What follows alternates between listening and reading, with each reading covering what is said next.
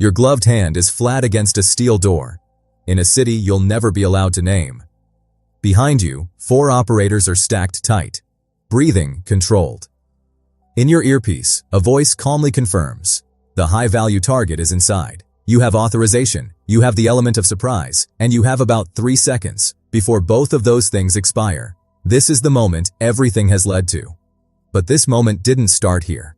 It started years ago, when you were nobody. This is what it's like to be every elite counterterrorism rank. This video is a dramatization for entertainment and educational purposes. All details are based on publicly available information, and specific operational procedures remain classified. Counterterrorism is not one unit or one agency.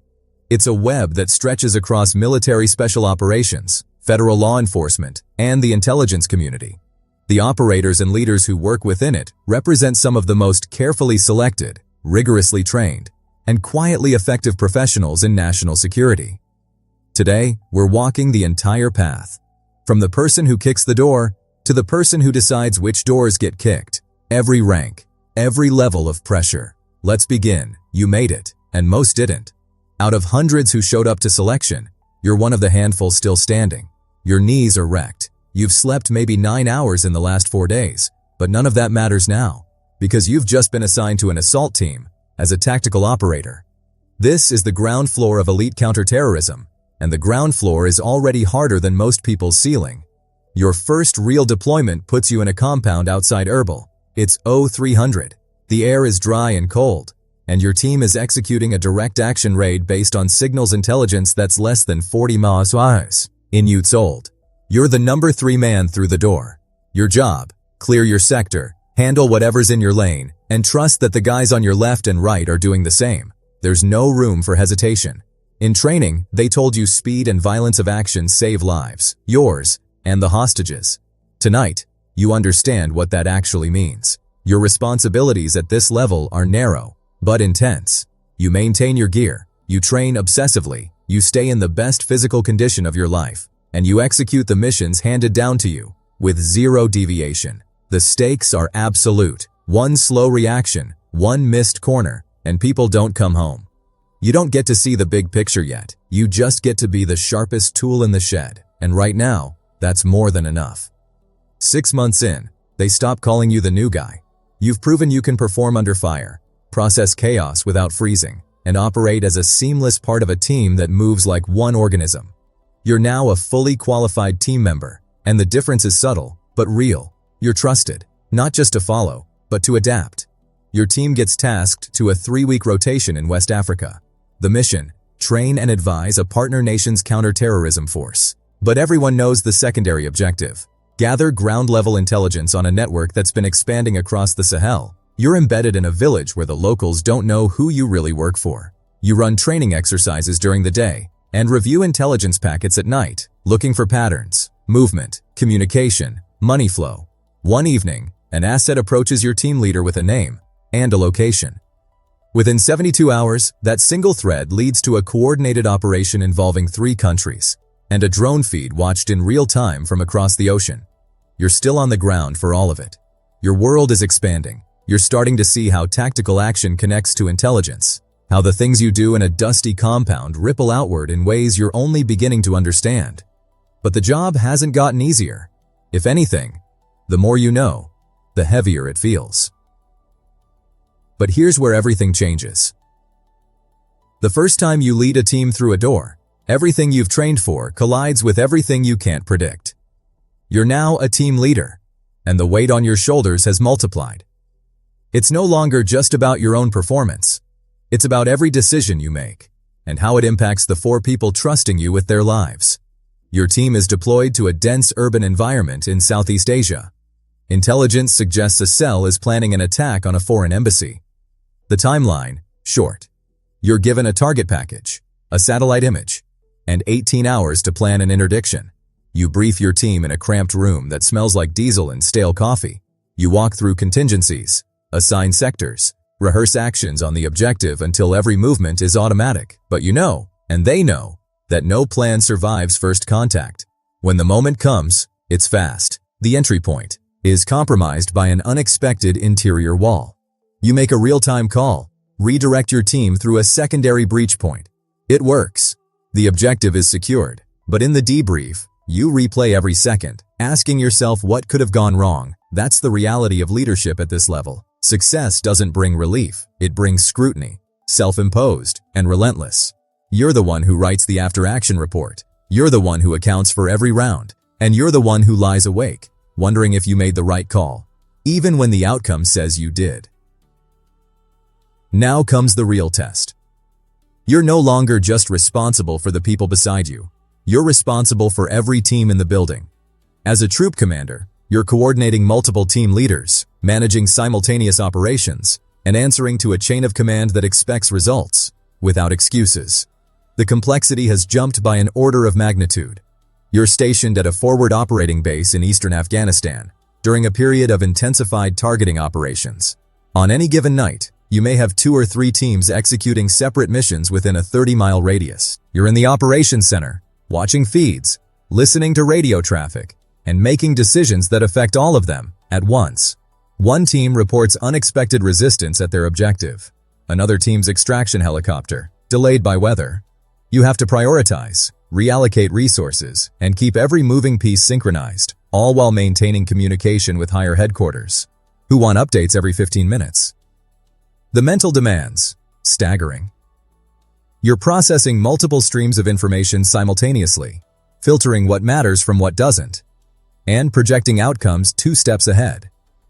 You're also managing people, not just their performance, but their morale, their fatigue, their families back home who haven't heard from them in weeks.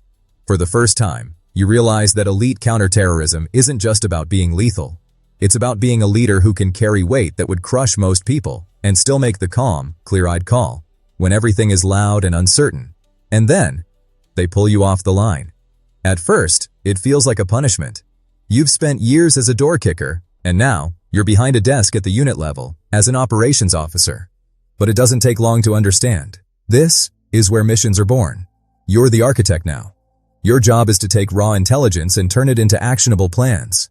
You coordinate with analysts, signal interceptors, imagery specialists, and human intelligence officers to build target packages that your teams will execute downrange. You sit in briefings where the language shifts from tactical to strategic. You learn acronyms you didn't know existed. You interface with agencies you once only heard rumors about. One morning, a piece of intelligence crosses your desk that connects a financial network in the Gulf to an operational cell in North Africa. You spend the next 3 weeks building a campaign plan to dismantle it. Not with one raid, but with a sequenced series of operations designed to collapse the network from the edges inward. When the first phase executes successfully, there's no fanfare, just a quiet nod from your commanding officer and the next folder on the stack. This role teaches you something important. The most critical work in counterterrorism often happens in rooms with no windows, by people whose names never appear in any headline. And you are becoming one of them. Your performance hasn't gone unnoticed. You now command more than 100 of the most lethal and capable operators your country has ever produced. As a squadron commander, you are the bridge between the strategic intent of senior leadership and the tactical reality on the ground. Everything flows through you. You're deployed to a joint base where your squadron is the primary counterterrorism strike force for an entire region. The political environment, volatile. The host nation is cooperating, but barely. And every operation requires delicate negotiation with local officials who have their own agendas. You attend meetings with ambassadors and generals in the morning, and review raid plans with your team leaders at night. Then, a high-profile hostage situation develops. An aid worker, taken by a group operating near a contested border. The pressure comes from everywhere. The State Department wants a diplomatic resolution.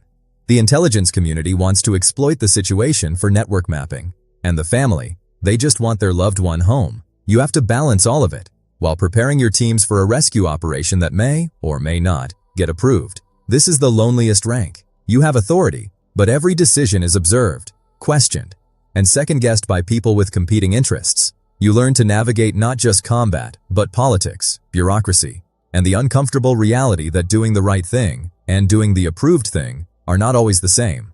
Your operators trust you. That trust is the most valuable and fragile thing you carry. The path forward demands more than you've ever given.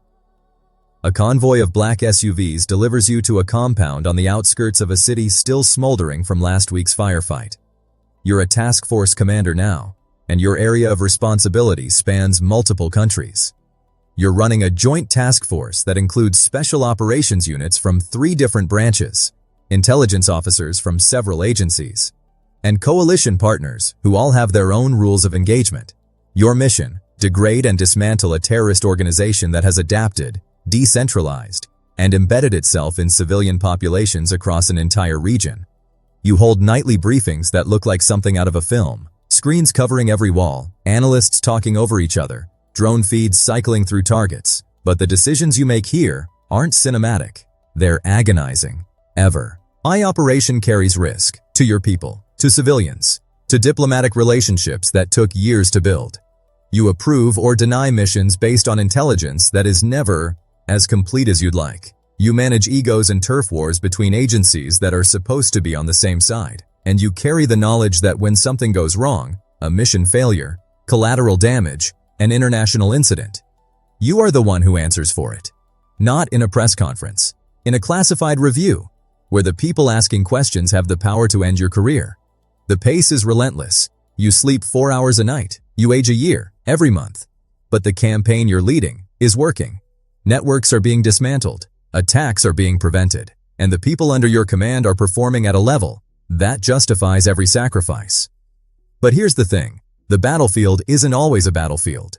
You trade your body armor for a government badge and a seat at a table surrounded by 3-letter agencies. As a senior interagency liaison, you are the connective tissue between the military, the CIA, the NSA, the FBI, and every other organization involved in the counterterrorism mission. You've been selected for this role because you understand both sides, the tactical and the strategic, the operational and the political. You sit in fusion centers where intelligence from around the world converges. You see the threats before they become headlines. Your job is to ensure that information flows between organizations that have historically guarded their secrets from each other. A credible threat emerges involving multiple cells across 3 continents. The intelligence is fragmented. One agency has the communications intercepts. Another has the human source reporting. A third has the financial data. Separately, each piece is interesting. Together, they reveal an imminent, coordinated attack. You are the person who connects those pieces and briefs senior leadership on the integrated picture. The work is invisible, but critical. When an attack is prevented, no one holds a press conference to thank the person who made sure the right information reached the right people at the right time. But you know, and the people who sit in those rooms with you, they know. That's enough. After decades of service, you've reached the summit. The Situation Room is quieter than you expected. You've reached the highest level of counterterrorism leadership. As a director-level figure in the national counterterrorism architecture, you advise the most senior officials in government, up to and including the president. Your decisions shape policy, allocate resources across the entire counterterrorism enterprise, and define the strategy that thousands of operators, analysts, and agents execute every single day. You sit in meetings where the topics include threats to the homeland, emerging organizations, shifting geopolitical alliances, and the legal and ethical boundaries of the nation's most sensitive programs. The weight of this role is enormous, like anything you've experienced before. When you were an operator, the consequences of your decisions played out in seconds. Here, they play out over years and affect millions. You review threat assessments every morning that would keep most people awake for a week. You authorize programs that walk the razor's edge of legality and morality, and you carry the knowledge that despite everything, every resource, every capability, every brilliant mind in the enterprise, you cannot prevent every threat. Some will get through, and when they do, you will be the one standing in front of closed-door committees, explaining what happened and what comes next. There is no rank above this where the stakes are higher, or the margin for error thinner. You didn't get here by accident. You got here through decades of service, sacrifice, and an unwavering commitment to a mission that most people will never understand. You started with a hand on a door and a heartbeat you couldn't slow down. You end with a seat at a table where the fate of thousands depends on your judgment. The journey from tactical operator to national counterterrorism leader is not a straight line. It's a long, grinding, often invisible climb through violence and bureaucracy, through deserts and boardrooms, through moments of clarity and years of doubt.